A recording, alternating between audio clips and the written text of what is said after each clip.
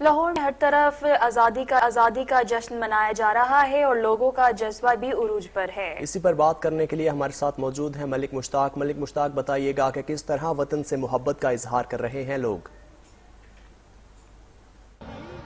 मौजूद हूँ लिबर्टी गोल चक्कर पर और आपको बताता चलूं कि 74वां यौम आज़ादी आज मुकम्मल जोशो खरोश से मनाया गया। डीसी लाहौर की जानिब से गुज़श्ता रात लाइट शो का इनेकाद किया गया था, लेकिन अभी भी चूंकि पूरा दिन गुजर चुका है, इसके बावजूद अभी भी यहाँ पर आवाम का जमे गफीर है। लोगों का जोशो जज्बा जो है वो दीदनी है।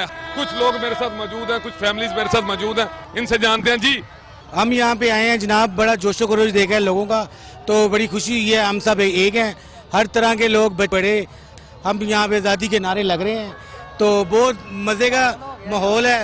और गर्मी तो है पर जोशो जज्बा बहुत है लोगों का यहाँ पे। बहुत अच्छा लग रहा है आज अगस्त मनाकर आज़ादी मना अवाम एंजॉय कर रहे हैं। बहुत शुक्रिया।